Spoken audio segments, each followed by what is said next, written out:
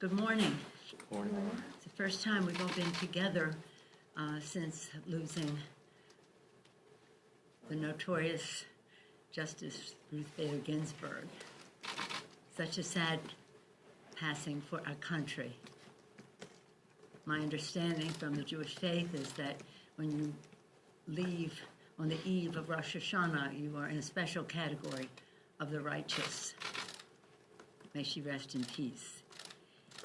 People ask me some stories about Ruth Bader Ginsburg and the rest, and one I want to tell you this morning is something that is quite remarkable. I mean, tomorrow we will be gathering in Statuary Hall, which will be the first woman to lie in state in the capital of the United States. Actually, our prayer will be led by a rabbi, the first Jewish person to lie in state in the capital of the United States. So we have a lot of cause for, I don't want to say celebration, but observance of an historic time for an historic woman.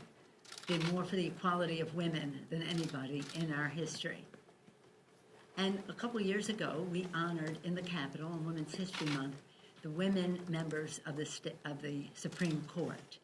Being the senior member, Justice Ginsburg spoke for the group as to receive the honor. And she told the story of a woman named Belva Lockwood. Belva Lockwood is a New Yorker. Chuck Schumer keeps reminding me. Leader Schumer keeps reminding me. Belva Lockwood, in the 1876, a long time ago, she applied to practice law in the Supreme Court. The vote against her was 6-3. There were 9 justices then, as now. 6-3, because she was a woman. They turned her down. So she didn't take no for an answer. She campaigned with, advocated for change with the Congress of the United States. And she said, she won. Congress passed a law that passed a bill saying that women with the qualifications must be admitted to the bar of the Supreme Court. And Ginsburg then goes on to say, it is my favorite example of how sometimes the Congress is more in touch with changing times and expansion of idea of equality than the court is. I remind you that when the court, in current history, ruled against women in the workplace by ruling against in a Lilly Ledbetter case, the dissent was written by Justice Ginsburg. Her dissent became the basis for the Lilly Ledbetter Fair Pay Act, which was passed in the Congress and the first bill to be signed by President Barack Obama, his very first bill to sign. Once again, the Congress more in touch with the changing times and the expansion of equality in our country. First time was, I think it ended up at 1879 by the time it was finished. In any event, her passing is like just a death in so many families in our country because so many people pinned their hopes, heeded her guidance, admired her stamina, her love of the arts, bringing civility to her relationships in the court and in the country. At the same time as we observe her passing, we observe the deaths in the family of 200,000 Americans from the coronavirus. We mourn every one of them. I had the opportunity to be invited the other day, a couple of days ago, when the number was exceeded, actually, where there were 20,000 flags on the mall in front of the Washington Monument. 20,000 flags. Just if you saw the optic of it, the visual of that many flags, representing each one of them 10 people who had died. 10 families, 200,000 families suffering this loss, and some of them not even able to give a hug goodbye or be close to their loved ones as they passed on from this. It did not have to be this way, but Trump's contempt of science and the health of the American people, including the cover-up of the catastrophic nature of the virus and his resistance to mask wearing, distancing, and other science-based steps to slow the virus has led to an historic national tragedy. Terrible, immoral failure on the part of this president. We advanced a science-based proposal to crush the virus in the HEROES Act. That was 4 months ago. But our insistence on testing began March 4th. That was our first bill that we passed on coronavirus in the Congress. March 4th, testing, testing, testing. No, it was in other bills along the way, bipartisan bills, but not implemented. The HEROES Act had not only the resources, but the strategic plan set forth by the Energy and Commerce Committee, its chairman, Frank Pallone. They ignored science, testing, tracing, treatment, isolation, sanitation, mask wearing. That could have saved many lives. Not all, but many. Either the GOP does not understand the gravity of the situation or do not care about meeting America's families' needs. Again, sadly, within hours of Justice Ginsburg's passing, they had it planned in advance, because we barely heard that she had passed when McConnell said that they were going to approve a justice soon. May she rest in peace? Any sense of decency? I guess not. But you know why? You know why? And this is really important. People talk about this and do that and that. It's important for the American people to know what that statement, and the president's statement as well, what they're saying is we have to put somebody there. They'll never replace Justice Ginsburg. We have to fill that seat so that we can overturn the Affordable Care Act. People have to know why this matters to them in their lives. If you have a pre-existing condition, of which 150 million families in America do, say goodbye to the benefit. Overturn the benefit of the pre-existing condition. If your children, and millions of children are, on their parents' policy, that's over. Medicaid, Medicare, all of the provisions in the Affordable Care Act to strengthen those initiatives. And in terms of Medicaid, if you have a senior member of your family who needs long-term care and benefits from Medicaid, pretty soon they'll be living in your house with you because that benefit will be gone. And if you're a woman, the Affordable Care Act said if you're a woman, no longer will being a woman be a pre-existing medical condition, something that many of us can speak of firsthand, where women paid more, if they could even get the coverage.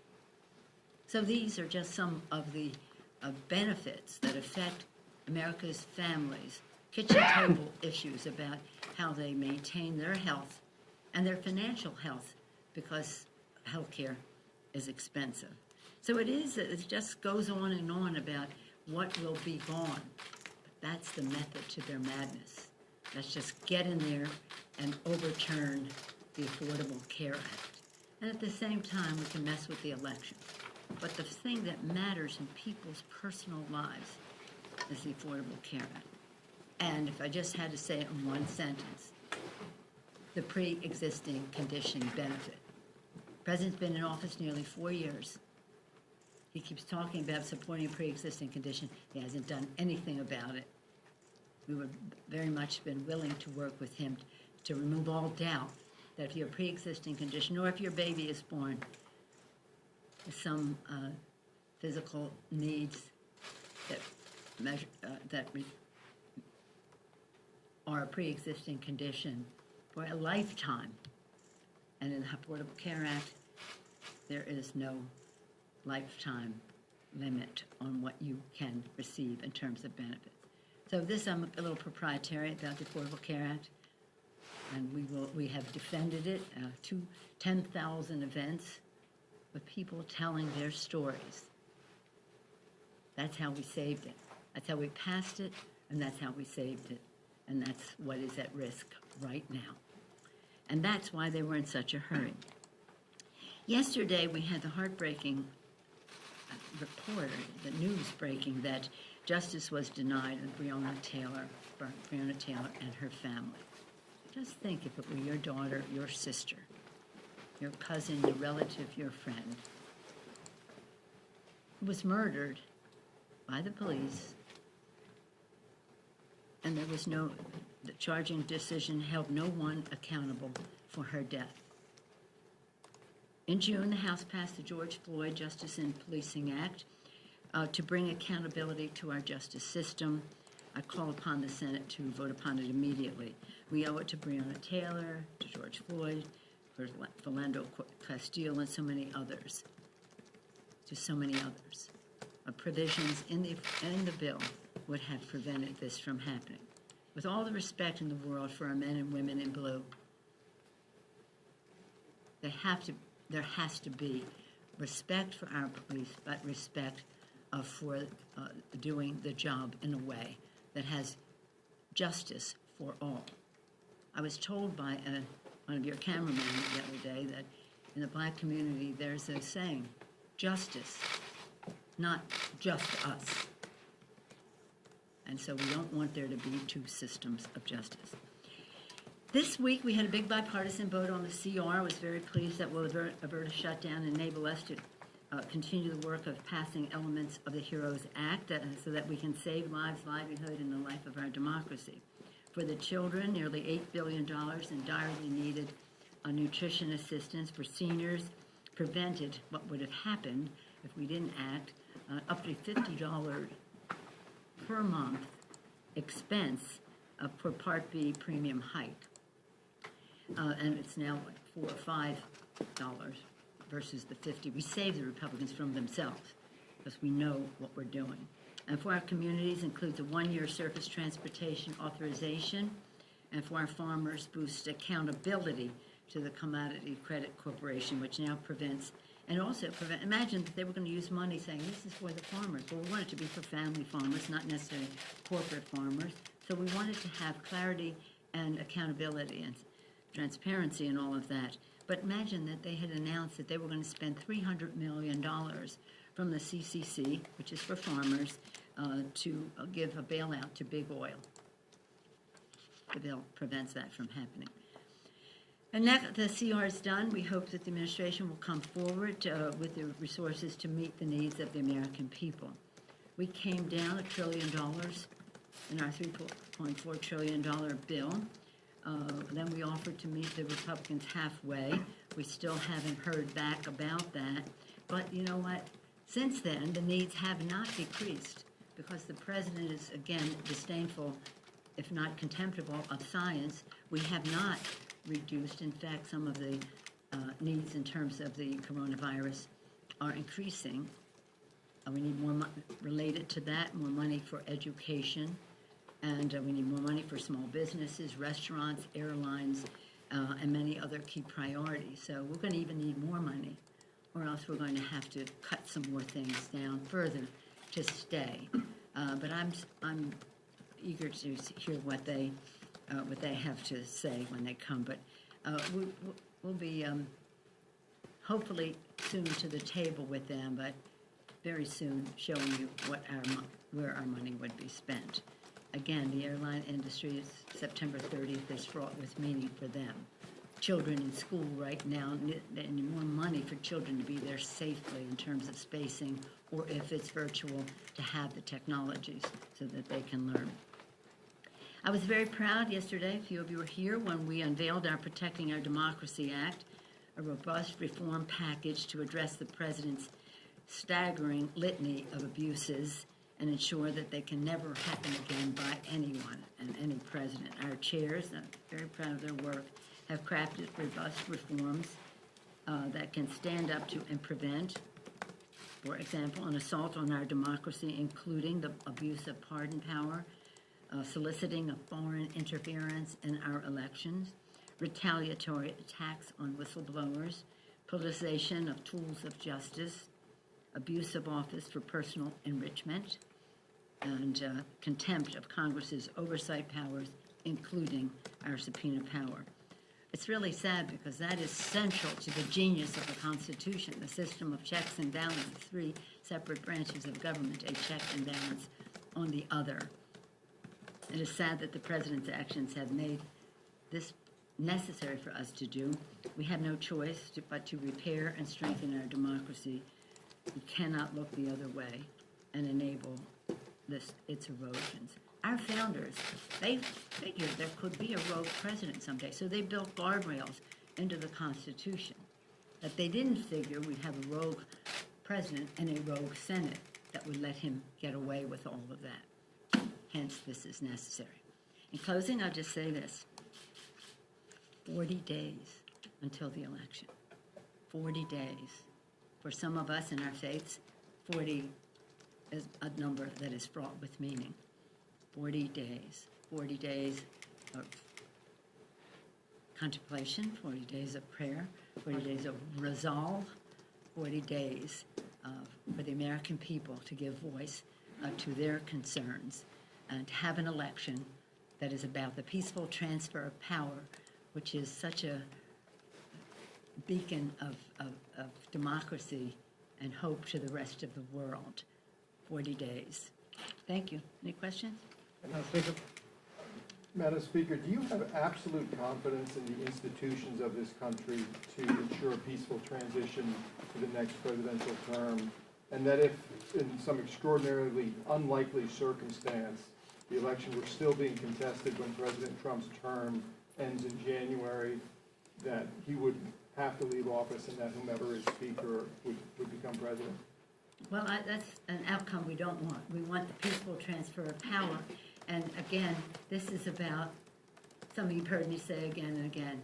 We don't agonize, we organize. And we want to make sure that the American people know how important their vote is and how they can vote safely without risking their health.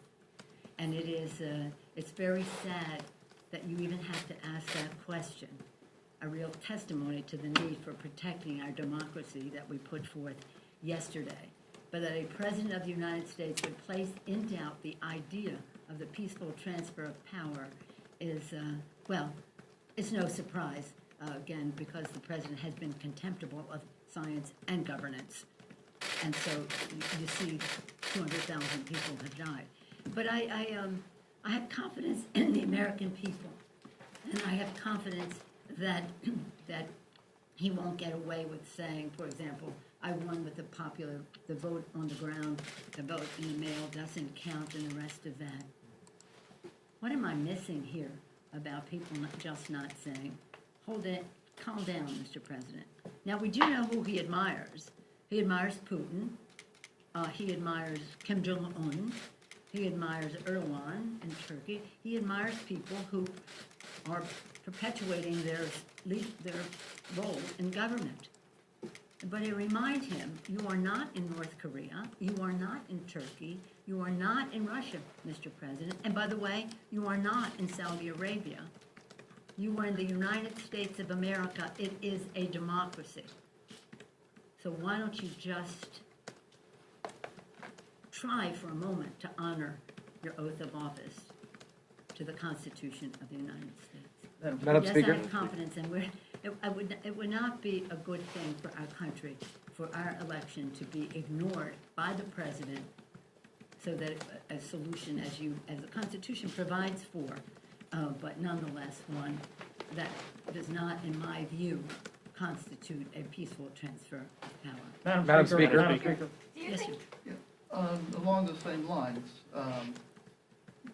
President Trump has made past provocative statements, and you guys have been up here at the podiums and said there are horrible things to say and then gone about the business. Is there anything more formal that you want to do to make your opposition to what he said yesterday known, since your resolution, you took up a resolution after Charlottesville? I don't think he's worth the trouble at this point. We have 40 days until the election. He is trying to discredit mail-in voting, which is hurting. As you've heard some of the Republicans say, this has been an important part of our electoral success, mail-in voting. He's discrediting that, vote by mail. And so the answer to it all, the antidote to almost every ailment that I have named, is the vote. And so right now, our point is, it's no use our orchestrating one thing or another when what really matters in terms of the peaceful transfer of power is that people vote and that their vote is counted as cast. Whoever they vote for, whatever the outcome, if he gets honestly gets the majority of the electoral college and is the next president, that's the peaceful transfer, continuation of power. So this isn't, we just wondered if it's going to be Joe Biden on January 20th. I feel quite certain that it will be. I don't know if I'm allowed to say. iwillvote.com. Go there, you can find out how to vote by mail, in person, if you're registered, how to register, tell a friend.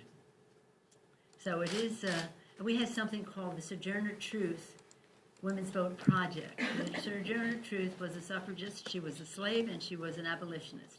And she was very much a part of women getting the right to vote. We have a dedicated statue to our speaker last time in Emancipation Hall. Very proud of that. So we have this project named for her. And every Tuesday, we have Truth Tuesday, Sojourner Truth, but Truth Tuesday, to talk about how people can vote. And sometimes people say, I'm not going to vote because they just haven't voted or they don't know how to vote. We have to remove all those barriers. Instead, we have a president of the United States who wants to discredit people's vote. Really? Really? What would our founders think? And what are these Republicans going to say to their children and their grandchildren when they ask them, what did you do to strengthen our democracy when it was questioned as to whether an election was the proper way to transfer power in our country? It's right now, 40 days. We just want to get out that vote. But you understand there's a lot of people, particularly in your party, and the liberal side of it particularly, who found last night to be a pretty important remark. There are many, I have the privilege of being a leader in the most diverse party in every possible way, including opinion. A large number of people outside, not in the House, but outside, wanted me to shut down government because of what they're doing on Justice Ginsburg. Shut down government? I'm not a big believer in shutting down government, but when the West is on fire and the South is battered with storms and the whole country is suffering from a pandemic and we have a downturn in our economy and the people we need so that we can do our jobs, public employees, we're going to shut them down? No, I don't think so. So again, the beautiful diversity of our country, our party is that we are not a rubber stamp. We have all kinds of opinions in the party. And the fact is, I was very proud that we were able to achieve what we did the other day and have a big, strong, bipartisan vote to keep government open. Madam Speaker, I wonder if you could, Madam Speaker. Do you agree that Article 6, which bans religious tests from being a qualification for office, do you think that that should apply to Supreme Court nominees as well? I'm not going to get into anybody's interpretation of one thing or another. The confirmation is the work of the Senate, and I trust the judgment of our Democrats there to honor the Constitution. Yes, ma'am. Madam Speaker, do you have a contingency plan for after the election if the president does not, recognize, say, a Biden victory and goes to the courts to try to contest the election? Have you talked about impeachment? Would you impeach him again? What can Congress do if he were to do something like that? I have a pretty good idea of the method of his madness and what he might try to do to undermine the Constitution. It always is stunning to me to see how complicit and enabling the Republicans are of such a thing. I was pleased that Leader McConnell put out a statement this morning that seemed to go in the direction of protecting the Constitution of the United States. That was a real change. But let me just say that there are 3 stages to elections. One, everything that happens before. And you see what he's trying to do, dismantle the post office, discredit mail-in voting, all the kinds of things that they're doing, Russian involvement in our elections and the rest, all the things they're trying to do to undermine the integrity of our elections. Then there is a vote, and now at least 20 states right now are voting. So we're in this area where for some it's still pre-vote time, and for others, the election is on. And again, we want people to be able to vote without jeopardizing their health. And that's why we want to have the money in the bill to do just that. It doesn't seem that the health of the American people as they exercise their right to vote does not seem to be of interest or any level of priority to the Republicans. But that discussion goes on. So we have that. And then we have the election, the actual voting as we get closer, and to protect the integrity of the vote, and to stop the president's, he even said it, that he had people there, the intimidation of the voter. I don't know why the press doesn't make more of this, to be very honest with you.